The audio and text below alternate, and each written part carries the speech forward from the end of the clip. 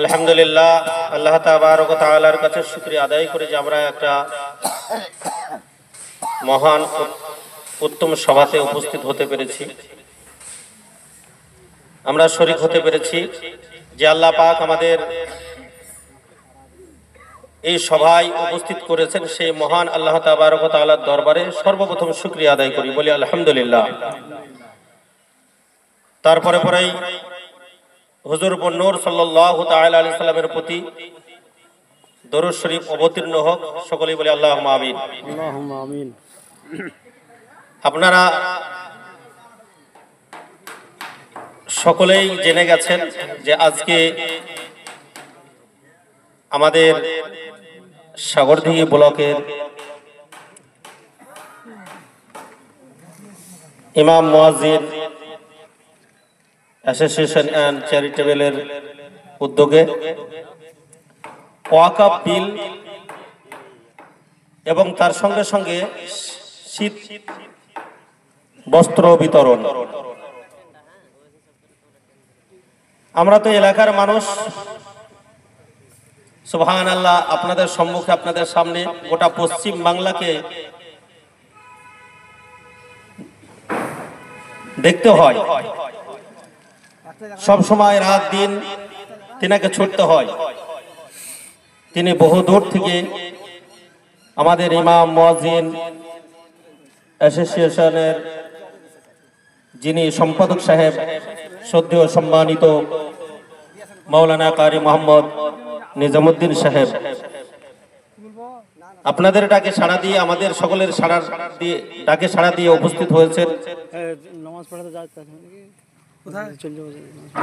আপনাদের সম্মুখে দু একটি কথা ওনাকে সামনে রেখে বলতে চাই।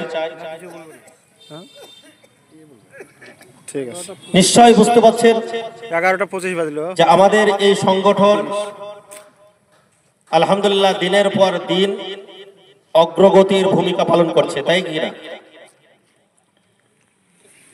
আজকে যৎকিঞ্চিত হলো আমরা সুবহানাল্লাহ কিছু অসহায়, গরিব, দরিদ্র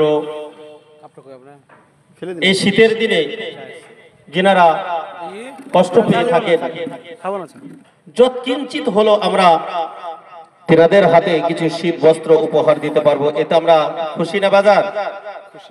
সকলে বলেন খুশি না বাজার? আলহামদুলিল্লাহ, এতে আমরা নিশ্চিতভাবে খুশি। ওয়াকফ বিল সম্বন্ধে আমি দুই একটি কথা আপনাদের সম্মুখে বলবো।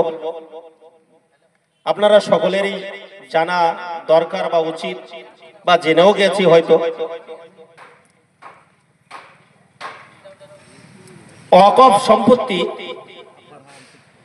এই সম্পত্তি মুসলমানদের সম্পত্তি। যখন আমাদের দেশ ভাগ হয় সেই সময় আমাদের আব্বাজানেরা, মায়েরা, যিনারা আমাদের এই দেশ ত্যাগ করে যখন পাকিস্তানের দিকে চলে গেলেন, সেই সব সম্পত্তি ওয়াকফ অর্থাৎ ওয়াকফ স্টেটের নামে তিনারা দান করে গেলেন। এখানে যিনারা উপস্থিত হয়েছেন, আজকে আমরা এই বিল নিয়ে বাড়িতে চুপচাপ ঘুমিয়ে রয়েছি। এখানে যিনারা উপস্থিত হয়েছেন, আমি তেনাদেরকে বলবো, আমার বাবার একটা 1 বিঘা সম্পত্তি আছে।